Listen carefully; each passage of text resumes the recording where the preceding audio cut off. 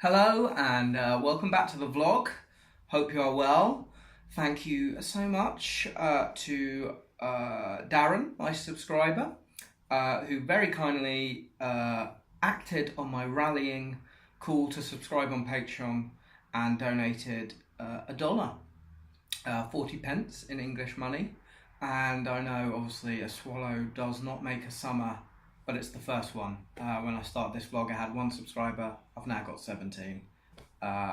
When I announced the Patreon last week, I had no donations. I've now got 1. So thank you so much, Darren, and hopefully that will grow and grow. Obviously, I can't reinvest that 40 pence right now because it'd be a waste of it, to be honest. I don't know what I could get for it that would enhance the vlog. So we'll keep that in the PayPal account and await further donations. But thank you. I'm not denigrating your donation. I appreciate it. And great. For those of you who tuned into the last vlog, you will have seen me basically, I guess, being cuckolded by a generator that got a £700 fee. It's a big generator, which the organisers realised they needed after they'd booked me. So it was up in the air whether I was going to get paid or not, but the generator swung it. £700, could have got some of that, but no. Grimmy had to have his power. Yeah, he had, if he has not got enough power as one of the most popular DJs in the country, I mean, surely his ego could have powered the tent, but no, we had to spend £700 on a generator, and it was fine. I actually enjoyed the gig. I didn't meet him. I didn't stick around and meet him. As you saw, it was in Docklands, very hard to get home from. Didn't want to just be stranded in Docklands just because I wanted to meet Nick Grimshaw. That would have been, it would have been bad. So I don't know how the gig went for him, but I'm sure it was fine. I mean, he got a good fee and I'm sure he was fine. So yes, no further DJ gigs in the diary actually. In fact, I had some quite bad news. I was hoping, I was tentatively booked in to DJ, to be one of the resident DJs at Winter Wonderland this year, but apparently there was a big expose in the Sun last year about them employing slave labour, like actually having slaves running behind the scenes at Winter Wonderland. So for whatever reason, they have now had to pay everyone more money and have now cut their entertainment's budget, and it means that it's looking very unlikely that I will be getting that 8 weeks work. And to be honest, I need it. I've been unemployed for quite a few weeks now. I am looking for work, and no, there's none coming, and that was the big hope. So anyway, that's sad news. But obviously, if if it ends slavery, if my lack of employment at Winter Wonderland ends slavery, then I'll make way for that. I'm not going to start kicking up a fuss saying, no, you're fucking payday slaves. Fuck those slaves. No, of course. I'm not a monster. So as the vlog evolves and develops, as I've alluded to before, I want it to be a lifestyle vlog with the basic premise being how to live your best life during your worst life. So I am living my worst life in many ways. I mean, depending on what, obviously I live in London, which is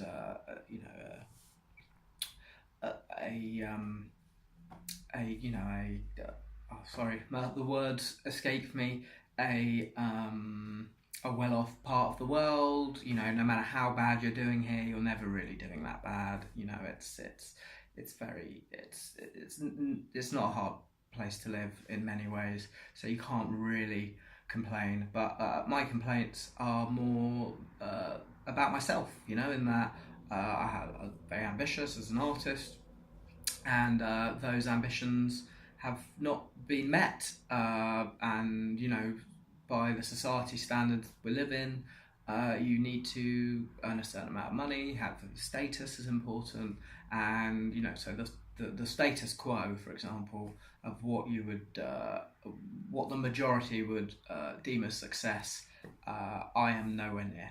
I mean, I earn a very meager living from my art, and I do 0 hour contracts. You know, I live in a house share. I don't own my own property. I'm single. You know, all the I am living my worst life by society standards. But I'm not negative about it. I'm not down. I mean, some days I'm down. Some days I'm very depressed about it. But other days, it's just I'm happy to live in London. I'm happy to support Nick Grimshaw for no money. It got me out of the house, and 4 or 5 hours away from wallowing in self pity at my failed films and stand up. So yes, but today I thought I would talk to you guys about dating. Is it worth pursuing a partner when you are living your worst life? Will it make things better or worse? And is it even possible? Because what do you have to offer? So I'll tell you a few anecdotes about the dating scene that I'm on as a sort of 30-year-old man. Yeah, okay. I'm over 30. I know. I look great.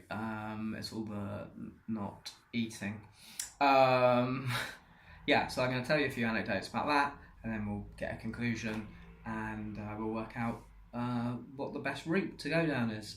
So I am what a previous therapist of mine called the dating cesspool, which is basically like a normal cesspool, but instead of it being full of human excrement, it's full of sort of unattached, crazy single people who couldn't meet anyone in their 20s.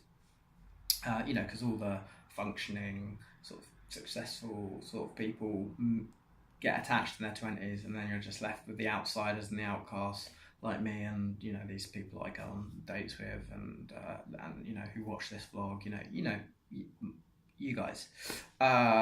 So you go on these dates, and I don't need to be in a relationship, but it would be quite nice. I like my own company, and I've got a nice circle of friends, and I'm active. I go out, I do stuff, but it would be nice. So you go into these dates wanting them to work, but it's very hard when you go on these dates and some of them say things like, one girl on a date with was like, she just said, "I don't like music."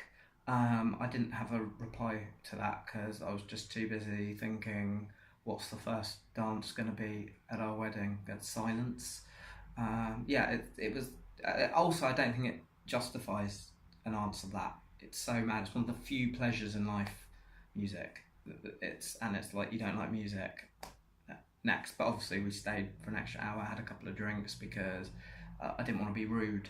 But you find yourself doing that stuff, or like looking at their artwork, another girl, and these crayon drawings of horses, and having to say like, well, you've really captured the essence of the horse with your crayon drawings of horses. But yeah, I am. Look, I'm not. How do you say this? I'm not. I'm not pouring scorn on these sort of lovelorn girls. I'm not. I'm not without sin casting a stone.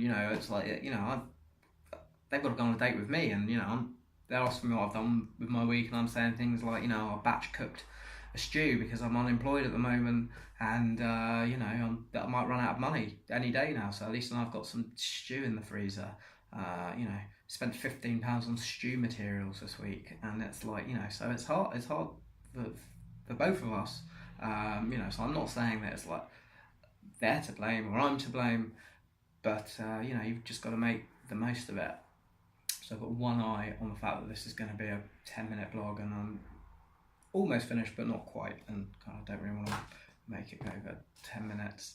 But yeah, so you find yourselves in these sort of tricky dates, and but you've got to go on them, because at the end of the day you do want to meet someone, no matter how much you deny it to yourself. You got to meet someone. So I guess in conclusion, what do you do when all you have to offer is some stew in a freezer and no work in the foreseeable future. Well, I think if you can meet anyone and get on with them, then get in a relationship, and hopefully they'll love you for who you are. I mean, that obviously has a shelf life, especially in my experience. I mean, there's only so long you can put up with my charm and charisma and good sense of humour before you start to go, yeah, but if we're going to have children, you do need to earn money, and enough money, and your artistic dreams are not going to feed a child. Unless obviously, I mean, the dream is that you meet a rich girl who supports you, or a rich guy who supports you, depending on your sexual orientation. So there we go. I guess that's my conclusion. Just meet a rich person your way. That's the way to do it.